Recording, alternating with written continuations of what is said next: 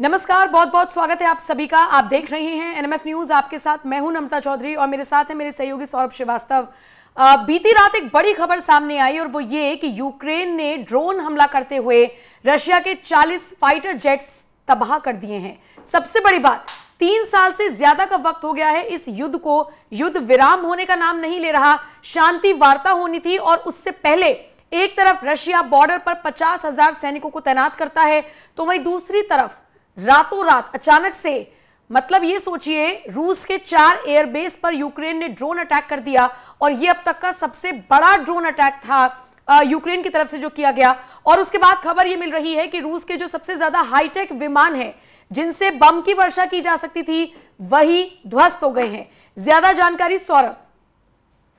नम्रता, देखिए, जिस तरीके से रूस, आपको याद होगा अभी शांति वार्ता की शुरुआत हुई थी इस्तांबुल में, पहले दौर की शांति वार्ता हुई थी, लेकिन उसमें भी युद्ध विराम को लेकर के कोई सहमति नहीं बन पाई। खाली एक हजार युद्ध बंदियों की अदला बदली पर सहमति बनी थी। उसके बाद सबसे बड़ी बात है कि उस जो पहले दौर की शांति वार्ता हुई थी, उसके ठीक एक दिन बाद जो है रूस की तरफ से बड़ा हमला जो है इस पर, क्या कहते हैं, आपके यूक्रेन पर किया गया था। मिसाइल के और ड्रोन के जरिए हमला किया गया था। लगातार अमेरिका के राष्ट्रपति दोनों देशों के बीच में युद्ध विराम को लेकर के, जैसे भारत और पाकिस्तान के बीच में दावा कर रहे थे और कोशिश कर रहे थे, वैसे ट्रंप जो है और रूस और यूक्रेन के बीच में लगातार प्रयास कर रहे हैं कि दोनों देश बैठ के आमने सामने बात करें, लेकिन बातचीत की कोई स्थिति नहीं बन पा रही है। प्रतिनिधि मंडलों की वार्ता तो हो रही है, लेकिन कोई नतीजा इस पर नहीं निकल के आ रहा है। उसके बाद आपको याद होगा नम्रता, कुछ दिन पहले ये खबर आई कि रूस ने एक साथ जो है यूक्रेन की राजधानी समेत 30 शहरों पे सब बीते 3 साल का सबसे बड़ा हमला किया था, जिसमें कई लोगों की मौत हुई थी और भारी तबाही यूक्रेन में देखने को मिली थी। बाद में उस पर यह खबर निकल के सामने आई कि यूक्रेन की तरफ से रूस के राष्ट्रपति पुतिन के हेलीकॉप्टर को ड्रोन के जरिए हमला करने का प्रयास किया गया था, जिसका जवाब रूस ने दिया। और अब जो जिस तरीके से यूक्रेन ने हमला किया, ये यूक्रेन की तरफ से सबसे बड़ा हमला है जब से ये युद्ध, यानी कि ये 2-3 साल से जो युद्ध चल रहा है दोनों देशों के बीच, उसमें रूस का यूक्रेन का अब तक का सबसे बड़ा हमला है।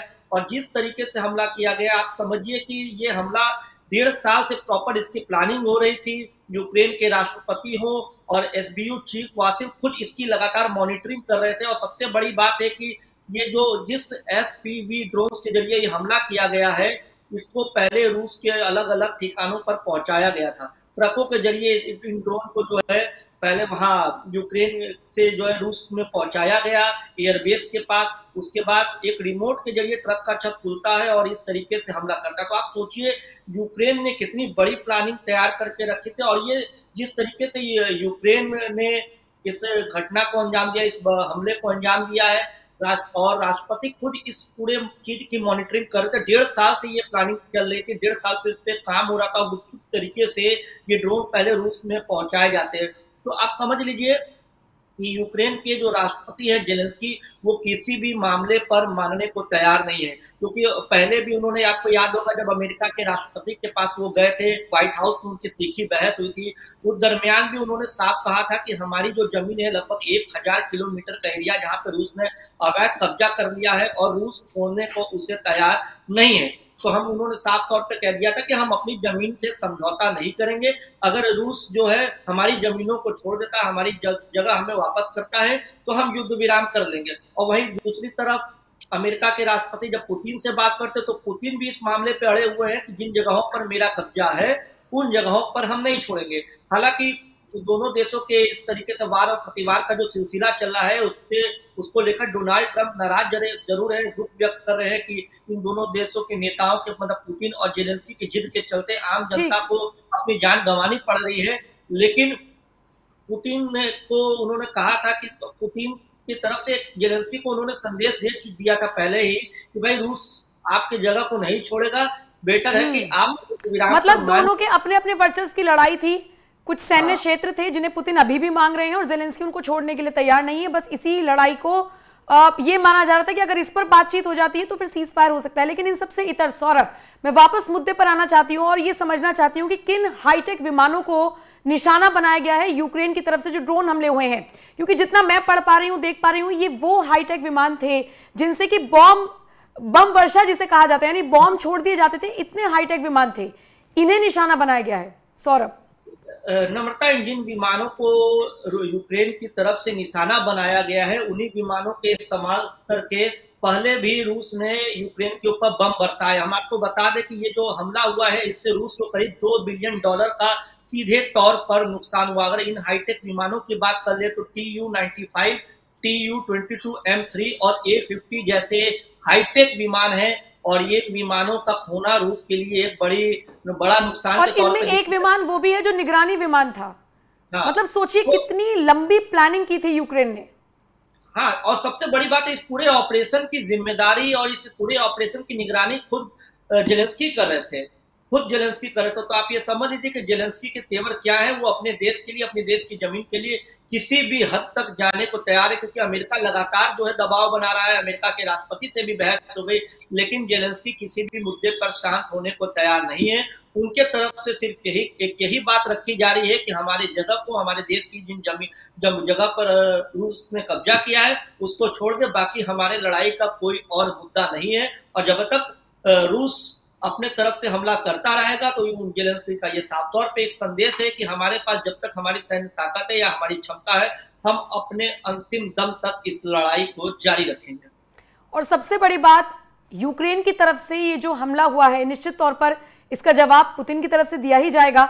और जो नाटो कंट्रीज हैं उनमें अब हड़कंप मचा हुआ है कि किसका साथ दें, किसका साथ ना दें।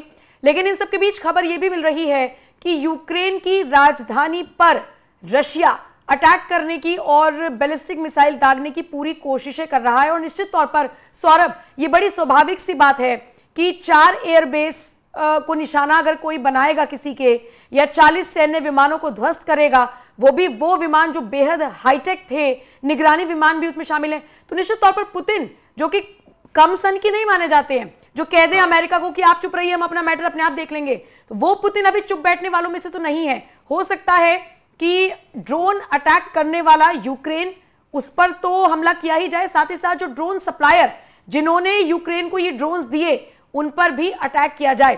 फिलहाल खबरें तो यही मिल रही हैं कि पुतिन इस वक्त पूरे अग्रेसिव मोड में हैं और चूंकि उन्हें एक बड़ा नुकसान हुआ है। लेकिन इन सबके बीच सौरभ, जो रूसी विदेश मंत्रालय है वो भी इस बात को एक्सेप्ट कर रहा है। मतलब हमने देखा कि भारत और पाकिस्तान के बीच जब इस तरह की स्थिति बनी तो पाकिस्तान एंड मोर्चे तक भी इस बात को कबूल करने के लिए तैयार नहीं था कि कैसे भारत ने उसके एयरबेस को नेस्तनाबूद किया था। लेकिन रूसी विदेश मंत्रालय और अधिकारियों ने माना है, पुष्टि की है। देखिए नम्रता, क्योंकि एक बड़ा हमला था और बड़ा नुकसान हुआ। अगर एक जहाज अगर किसी देश के एक मतलब लड़ाकू विमान को अगर कोई नष्ट क्षति पहुंचाता है तो उसको छिपाया भी जा सकता है, लेकिन 4 एयरबेस पे आपकी तबाही होती है, 40 आपके लड़ाकू विमान को पूरी तरीके से नष्ट कर दिया जाता है, तो आप इसको छिपा नहीं सकते हैं। और रूस ने अगर इस बात को एक्सेप्ट किया, रूसी सेना की तरफ से इस बात को स्वीकार किया गया कि उसका नुकसान हुआ है, तो आप ये इस बात को समझ के चलिए कि आने वाले कुछ घंटे के भीतर रूस की तरफ से एक बड़ा हमला यूक्रेन के ऊपर जा सकता है, क्योंकि पुतिन का जो तेवर है, पुतिन भी सख्त तेवर का, और सबसे बड़ी बात है कि जिस तरीके का तेवर पुतिन का माना जाता है, ठीक उसी प्रकार का तेवर जेलेंस्की का भी है। तो दोनों मानने को तैयार नहीं है और अभिभावक बनने की जो भूमिका निभाने की कोशिश कर रहे हैं डोनाल्ड ट्रंप, उनकी भी सारी कोशिशें धरी की धरी रह जा रही है। हम आपको बता दें कि आज दोनों देशों के जो प्रतिनिधि मंडल है वो दूसरे दौर की शांति वार्ता के लिए इस्तांबुल में आमने सामने बैठेंगे।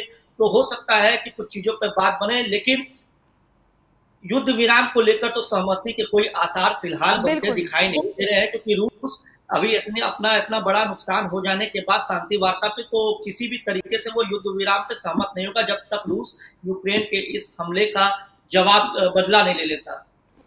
ठीक है। और spider web, operation spider web Ukraine की तरफ से ये नाम दिया गया है इस ऑपरेशन को, जिसके तहत रशिया के ये 40 विमान उड़ाए गए हैं। बहरहाल बहुत बहुत शुक्रिया सौरभ मेरे साथ जुड़ने के लिए। बाकी आप इस खबर को लेकर क्या राय रखते हैं, कमेंट करके आप अपनी राय हमें जरूर दीजिएगा। नमस्कार।